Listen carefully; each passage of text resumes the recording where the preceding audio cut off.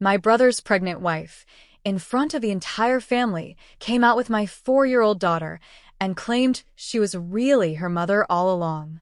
I never thought a baby shower could destroy my entire world. But there I was, watching my 4-year-old daughter Emma playing with her cousins in my mother's backyard, completely unaware that in the next 10 minutes, everything we knew would come crashing down. The afternoon sun was beating down on our little gathering in Phoenix, Arizona. Mom had gone all out for Jessica's baby shower. Pink and gold decorations everywhere, a dessert table that looked like something from Pinterest, and enough balloons to lift the house. Jessica, my brother Mark's wife, was glowing in that way pregnant women do, her hand constantly resting on her 7-month bump. I should have been happy. Should have been celebrating the fact that Emma would soon have a little cousin to play with. Instead, I had this knot in my stomach that I couldn't shake. Maybe it was the way Jessica kept staring at Emma throughout the party, or how she'd grown increasingly distant from me over the past few months. Aunt Sarah, look what I made. Emma's voice cut through my thoughts as she ran up to me, her blonde pigtails bouncing, clutching a paper flower she'd crafted at the kids' table. That's beautiful, sweetheart, I said, kneeling down to her level. At 4 years old, Emma was the spitting image of her father, my late boyfriend David. Same bright blue eyes, same mischievous smile, same way of tilting her head when she was thinking hard about something. David had died in a car accident when Emma was just 6 months old. I'd been raising her alone ever since, working double shifts as a nurse at Phoenix General to make ends meet. It wasn't easy, but Emma was my world. She was all I had left of the man I thought I'd spend my life with. Everyone, can I have your attention, please? Jessica's voice rang out across the yard, and I felt that knot in my stomach tighten. The conversations died down as about 20 of our family members and friends turned toward Jessica. She was standing near the gift table, one hand on her belly, the other gripping what looked like a manila envelope. I know this is supposed to be about celebrating our new baby, Jessica continued, her voice shaking slightly. But there's something I need to say. Something I should have said a long time ago. Mark, my brother, looked confused. He was standing next to her, his brow furrowed in that way it did when he was trying to solve a problem at his engineering job. Jess, what's going on? He asked quietly, but his voice carried in the sudden silence. Jessica's eyes found mine across the yard, and I saw something in them I'd never seen before.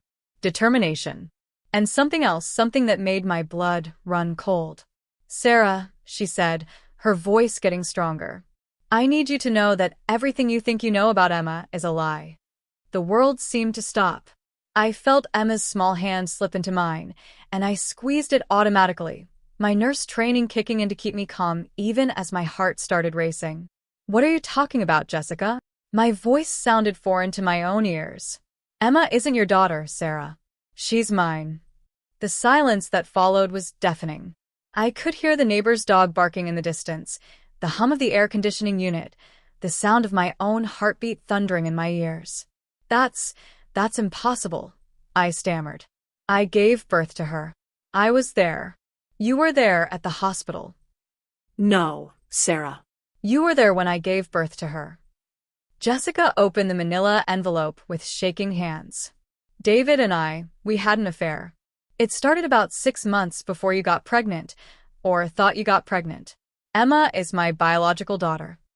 The yard erupted. Mom dropped the pitcher of lemonade she'd been holding. Mark stepped back from Jessica, like she'd slapped him. My cousin Maria gasped so loud it startled the kids. But all I could focus on was Emma, looking up at me with those bright blue eyes, confusion written all over her little face. Mommy, what's happening? She whispered. I picked her up, holding her tight against my chest, my mind reeling. It's okay, baby. Everything's okay. But it wasn't okay. Nothing was okay. Jessica, what the hell are you talking about? Mark's voice was rising. You've lost your mind. This is insane. I have proof, Jessica said, pulling papers from the envelope. Medical records. DNA tests I had done when Emma was 2. David knew, Sarah. He knew Emma was mine, but he chose you because you were the stable one. The one who could provide for her. I felt like I was drowning. The papers in Jessica's hands seemed to blur and shift in the afternoon heat. Around us, family members were talking all at once, some defending me, others asking questions, everyone confused and shocked. David would never. I started, but Jessica cut me off. David was weak, Sarah. He made a mistake with me, and when I told him I was pregnant, he panicked. He was already with you, already talking about your future together. So we made a plan. What plan? The words felt like glass in my throat. I would have the baby, but you would raise her. David told you that you were pregnant around the same time, and you believed him. When I went into labor, David said you were too upset about your own miscarriage to be there. But you were there, Sarah. You held my hand while I gave birth to Emma. And then David took her home to you. The world was spinning. I remembered that night 4.5 years ago. I'd been devastated about losing what I thought was my pregnancy. David had been so supportive, so loving. When Jessica went into labor with what I thought was her baby, David insisted we go to the hospital to support her and Mark. But Mark had been out of town on business. It was just me, David, and Jessica in that delivery room. And then Jessica had said she couldn't handle being a mother, that she wanted Mark and her to have some time together before starting a family. She'd asked David and me to take the baby temporarily. But it was supposed to be temporary. A few months, maybe a year. The baby had been Emma. You gave her to us, I whispered, the memory flooding back. You said you weren't ready. You signed papers. Temporary guardianship papers, Jessica said, that were supposed to expire after 1 year. But then David died, and I didn't have the heart to take Emma away from you when you were grieving. But Sarah, she's still legally mine. Those papers I signed, they don't make you her legal mother. I felt the ground beneath me shifting. Everything I thought I knew, everything I'd built my life on, was crumbling. Mommy, I'm scared, Emma whispered against my neck. You're lying, I said, my voice getting stronger. You're lying about all of this. David would never. The DNA test, I want to see it. Jessica held out the papers. With shaking hands, I passed Emma to my mother and took them. The DNA test was real. Conducted at a lab in Scottsdale 2 years ago. Jessica's name as the mother. Emma's name as the child. 99.97% probability of maternity. But something was wrong. The dates didn't make sense. Emma's birthday was listed incorrectly, and David's name wasn't anywhere on the paperwork.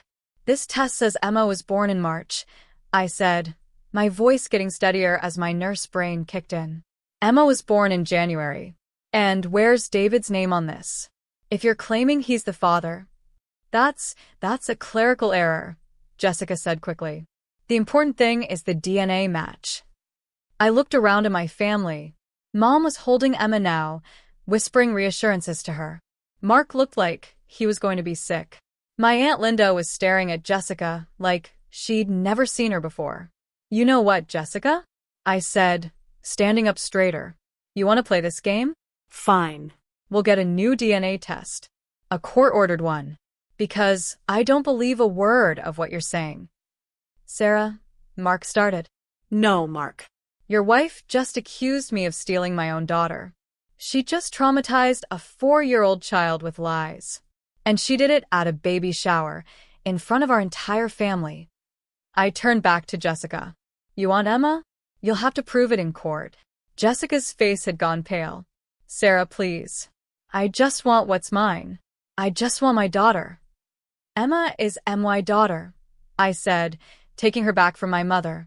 I've been her mother every day, for 4 years. I've been there for every fever, every nightmare, every scraped knee. I've read her bedtime stories and taught her to tie her shoes and held her when she cried for her daddy. Emma looked up at me, and I saw David in her eyes. But more than that, I saw the trust she had in me. The love. The bond we'd built over 4 years of being everything to each other. We're going home, I announced to the yard full of shocked relatives. As I carried Emma toward the gate, I heard Jessica call out behind me. Sarah, wait. There's more. About David. About what really happened that night he died. I stopped, my blood turning to ice. But I didn't turn around. The accident wasn't an accident, Sarah. David was coming to tell you the truth about Emma. Someone didn't want that to happen. I kept walking, Emma's arms tight around my neck, my mind reeling with new questions and old fears. But I knew one thing for certain. I was Emma's mother, no matter what anyone said. And I would fight with everything I had to protect her. The real question was, what else had Jessica been lying about? And what did she really want? The next morning, I called in sick to work for the first time in 2 years. Emma was having nightmares about the scary lady who wanted to take her away, and I couldn't bring myself to leave her with a babysitter. Not when my whole world felt like it was falling apart. I was sitting at my kitchen table, surrounded by every document I could find related to Emma's birth and David's death, when my phone rang. It was Mark. "Sarah, we need to talk," he said without preamble. "Jessica's story, there are holes in it. Big ones." An hour later, Mark was sitting across from me while Emma played with her dolls in the living room. He looked like he hadn't slept at all. "I confronted her last night," he said quietly. "About the DNA test, about the dates, about everything. At first she stuck to her story, but then..." He ran his hands through his hair. "Sarah, I think she's having some kind of breakdown. The pregnancy hormones, the stress of the new baby coming, she's not thinking clearly. Mark, she accused me of stealing my own child. In front of our entire family. This isn't about pregnancy hormones." I know. But listen to me. I went through her things last night. The DNA test? It's fake. I called the lab this morning. They have no record of Jessica ever being tested there." Relief flooded through me, followed immediately by anger. She faked a DNA test? Why would she? That's what I'm trying to figure out. But Sarah, there's more. I found other things. Photos of Emma that she's been printing from your social media. Articles about parental rights. And... He hesitated. "She's been seeing a therapist. For depression. Since before we got married." My phone buzzed with a text message. Unknown number. "If you want to know the truth about David's accident, meet me at Desert Ridge Mall food court at 2 p.m. Come alone. Jay." I showed Mark the message. "Don't go," he said immediately. "She's not stable right now." "I have to." "Mark, what if she knows something about David's death? What if? What if she's dangerous?" Sarah, think about this. "She faked a DNA test to try to take your daughter. She's clearly having some kind of mental health crisis. Meeting her alone is not safe." But I was already making up my mind. David's death had always bothered me. The police said he'd been driving erratically, like he was upset about something. He'd left work early that day, telling his boss he had something important to handle. I'd never known what that something was. At 1:45 p.m., I dropped Emma off with my mother and drove to Desert Ridge Mall. My hands were shaking as I walked through the food court, looking for Jessica. I found her at a corner table, looking smaller and more fragile than I'd ever seen her. Her pregnancy bump seemed to be the only thing holding her upright. "You came," she said when I sat down across from her. "Talk. What do you know about David's accident?" Jessica's eyes filled with tears. "Sarah, I need you to understand something first. I never meant for any of this to happen. When I married Mark, I thought I could just forget. Move on." But seeing Emma every family gathering, watching her grow up, knowing. Knowing what, Jessica? David and I did have an affair. That part was true. But Emma isn't mine, Sarah. She's yours. She was always yours." The world tilted. "Then why?" "Because I was pregnant too. At the same time as you. David was the father of both babies. I felt like I'd been punched in the stomach. Both babies. I lost mine at 7 months. Stillborn. It destroyed me. And David, he felt so guilty. He blamed himself for everything, for cheating on you, for getting us both pregnant, for my baby dying. He was going to tell you everything the night he died." Jessica reached into her purse and pulled out a letter, worn and creased like it had been read 1,000 times. "He wrote this for you." He was carrying it with him when he crashed. With trembling hands, I took the letter. David's handwriting, unmistakable. My dearest Sarah, by the time you read this, you'll know everything. I've been a coward, and I can't live with the lies anymore. Jessica and I made a terrible mistake, and it cost us everything. Her baby, our trust, our future. But Emma is yours, Sarah. She was always yours. The guilt and shame I've been carrying, it's eating me alive. I need to tell you the truth so we can start over, so we can be a real family. I love you both more than life itself. Please forgive me. I couldn't breathe. He was coming to tell me about the affair. Yes. And I couldn't let that happen. The words hung in the air between us like a confession. What do you mean you couldn't let that happen? Jessica's face crumpled. I called him that night. I told him if he confessed to you, I'd tell Mark everything. I'd destroy his relationship with his brother. I said horrible things, Sarah. I was so angry, so destroyed by losing my baby and seeing you with Emma, seeing you with the life I thought I deserved. You threatened him. I was grieving. I wasn't thinking clearly. I just wanted him to keep quiet, to let us all move on. But he wouldn't listen. He said he couldn't live with the secret anymore. She stopped, her whole body shaking. So, you what, Jessica? I told him I was going to hurt myself. That if he destroyed my marriage by telling Mark about the affair, I'd kill myself and make sure everyone knew it was his fault. I stared at her in horror. You manipulated him. The night he died, you manipulated him. He was driving to your house when I called him. He was so upset, crying, saying he had ruined everything. I kept pushing, kept threatening, and then... She looked up at me with red, swollen eyes. Then the line went dead. The police called me 20 minutes later. I felt sick. David had died thinking he was a terrible person, carrying guilt that wasn't entirely his to bear, manipulated by someone who was supposed to be family. Why are you telling me this now? Because I'm about to have another baby, and every time I look at my bump, I think about the baby I lost. And I think about Emma, and how I've been blaming you for having what I couldn't have. But Sarah, you didn't steal Emma from me. You raised her after I couldn't handle being around her because she reminded me of what I'd lost. I was trying to process everything she was saying. Wait. You're saying that David was Emma's father, and you were pregnant with his baby too, but you lost yours? Yes. And after losing my baby, I couldn't bear to be around Emma. She was a constant reminder of what David and I had done, and what it cost me. So when David asked if you two could take care of her while I grieved, I said yes. But those temporary papers, they were real, Sarah. You're not Emma's legal mother. My blood ran cold. What are you saying? I'm saying that legally, Emma is still in temporary guardianship. And now that I'm having another baby, now that I'm in a better place mentally, I want her back. The food court seemed to spin around me. You can't be serious. I am. Sarah, I've been seeing a lawyer. The temporary guardianship papers give me the right to reclaim Emma at any time. And now that I'm married to Mark, now that I'm about to have another child, a court would see me as more stable than a single mother working double shifts. I stood up so fast my chair nearly tipped over. You're insane. You just admitted to psychologically torturing David the night he died. You faked a DNA test. You traumatized a 4-year-old child. No court in the world would. Wouldn't what?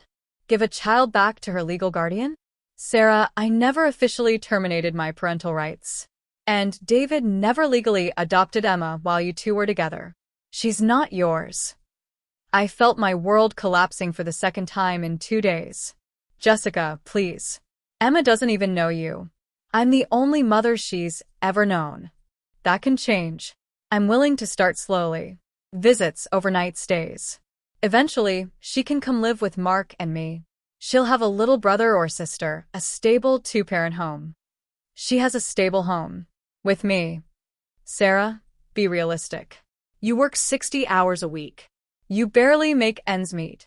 Emma deserves better. I leaned forward, my voice low and dangerous. Emma deserves a mother who won't traumatize her at family gatherings. A mother who won't manipulate people into car accidents. A mother who actually wants her for the right reasons. Jessica's face hardened. I'll see you in court, Sarah. My lawyer says we have a strong case. As I watched her walk away, her hand protectively over her pregnant belly, I realized that this wasn't about Emma at all. This was about Jessica's guilt, her grief, her need to somehow make up for what she'd lost. But Emma wasn't a replacement baby. She was my daughter, and I was going to fight like hell to keep her. I pulled out my phone and called the best family lawyer in Phoenix. If Jessica wanted a court battle, she was going to get one. But first, I had to go home and hold my little girl and figure out how to tell her that sometimes even the people who are supposed to love us can hurt us in ways we never expect. The difference was, this time, I wasn't going to let anyone hurt Emma ever again. Not even family. 6 months later, I was sitting in a courtroom listening to a judge declare me Emma's legal adoptive mother. The DNA test I demanded proved that David was indeed Emma's biological father, and that Jessica had no biological connection to her whatsoever. It turned out that Jessica's grief over losing her own baby had manifested into a complicated delusion where she convinced herself that Emma should have been hers. The fake DNA test, the legal threats, all of it was the product of untreated postpartum depression from her loss, complicated by her current pregnancy. Mark filed for divorce and got custody of their newborn son. Jessica is getting the mental health treatment she needs, and while our family will never be the same, Emma and I are stronger than ever. Sometimes the people we trust most are the ones who hurt us deepest. But sometimes, fighting for what's right brings us closer to the people who truly matter. Emma starts kindergarten next month. She still asks about Aunt Jessica sometimes, but she's never doubted, not for 1 second, who her real mother is. And neither have I.